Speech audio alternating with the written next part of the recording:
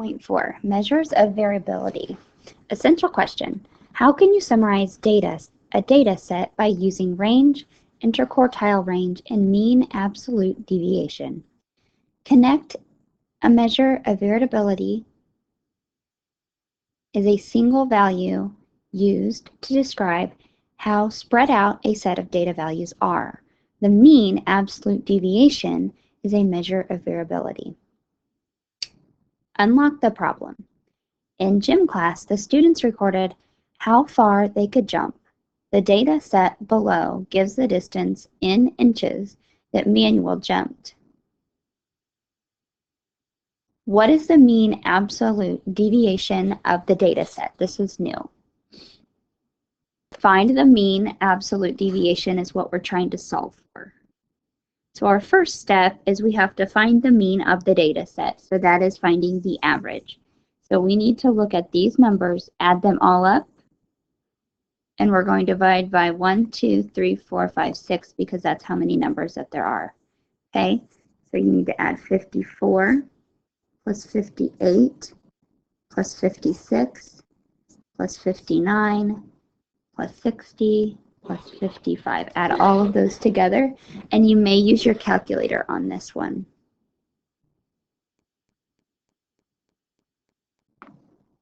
Okay, so if you add all of those 6 numbers up, your answer is going to be 342.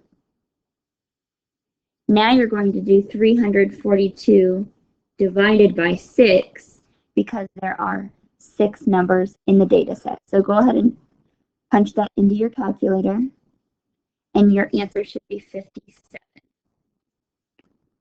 Okay, so here we're going to put all this information in right here. 54 plus 58 plus 56 plus 59 plus 60 plus 55. That equals 342. And we said there are 1, 2, 3, 4, 5, 6 numbers, so 6 goes on the bottom. 342 divided by 6, we said, is 57. Okay, so that's what you need here. That is step 1, so it is done. Step 2, this is the trickier part. Find the distance of each data value from the mean. So remember, your mean is 57. Now we look back at the data set and we look at each piece of data, what number that it is, and we are going to take the difference between that number in the data set and 57. Okay, so we're starting with 54 right here because it's just the first number. So we put 54. Data value is 54. And they go through and they put 58, 56. You're just lining all that data up. There's 60 and 55. Okay, so that column is done.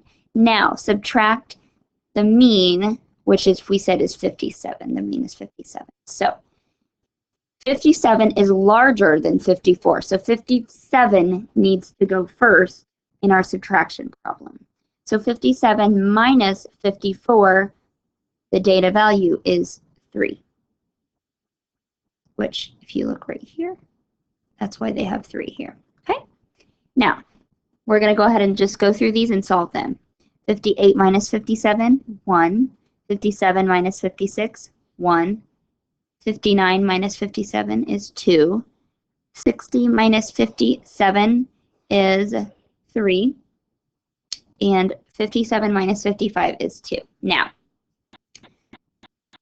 find the distance of each data value from the mean. Step 2. Check. We've done that. Now, the next section, the next part we're going to do is there's always an extra box down at the very bottom below the distance between data values and the mean. This box is used for the total of all of these numbers. So we're going to add 3, 1, 1, 2, 3, and 2. So 3 and 1 would be 4. 4 plus 1 would be 5. 5 plus 2 is 7. 7 plus 3 is 10. 10 plus 2 is 12. So your answer down in the bottom box needs to be 12. Okay. Add the distances. Step 3, check. Step 4, find the mean of the distances. Divide the sum of the distances by the value. So the sum of the distances we had 12. 12 is the number we're going to use first. We're going to divide 12 by the number of data values, which is 6. 12 divided by 6 is 2. So the mean absolute deviation of the data is 2. This is pretty easy. However, it takes a lot of time, so take your time to make sure you don't make a simple mistake.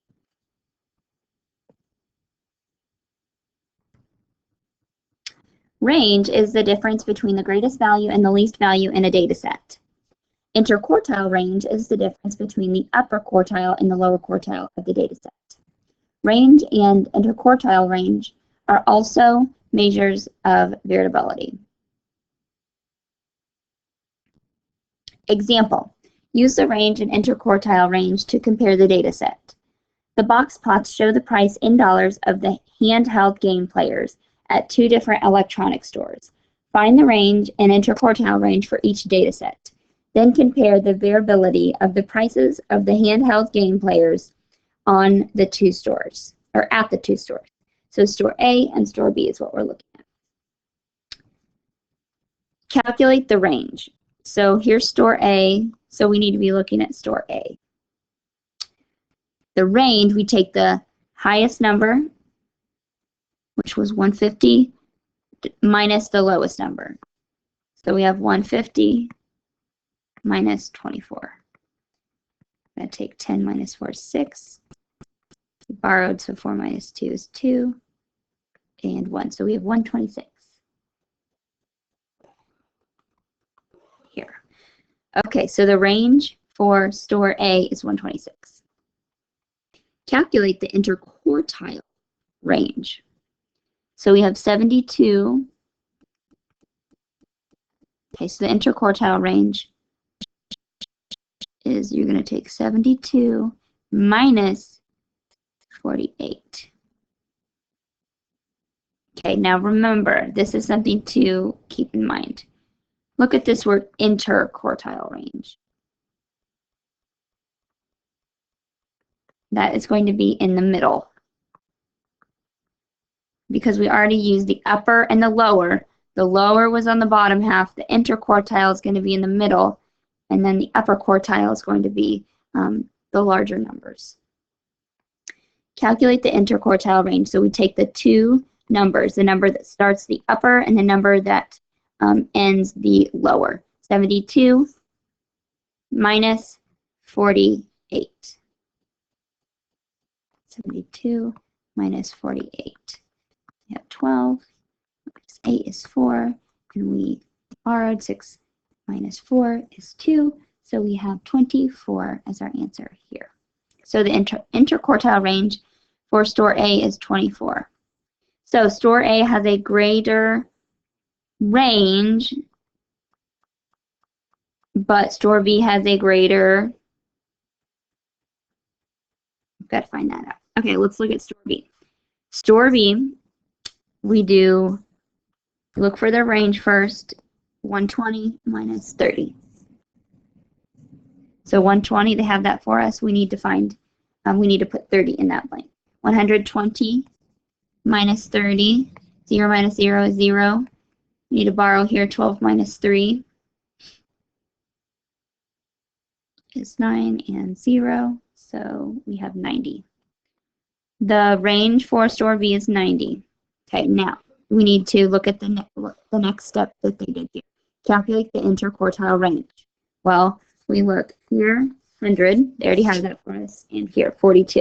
100 minus 42, 10, 8, 9, 5, which is 58.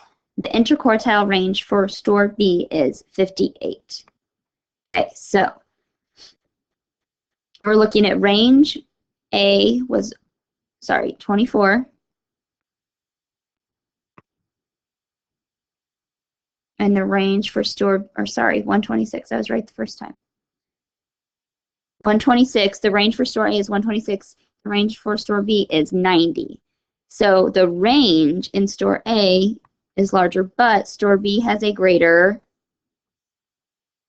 interquartile range. interquartile range. Okay, share and show. Find the range and the interquartile range of the data in the box plot.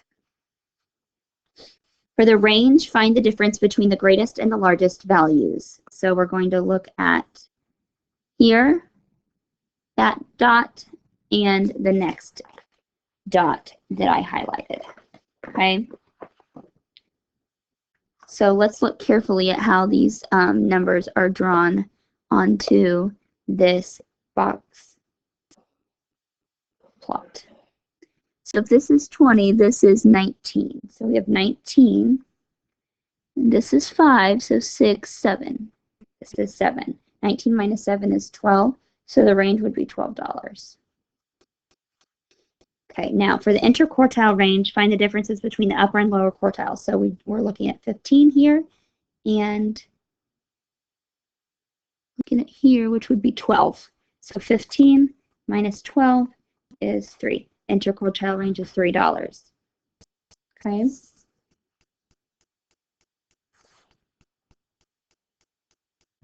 Okay, I want you to go ahead and start on number 2. We're going to do number 2 and number 3 in class, and then we're going to go over these together before you start on your own and your homework.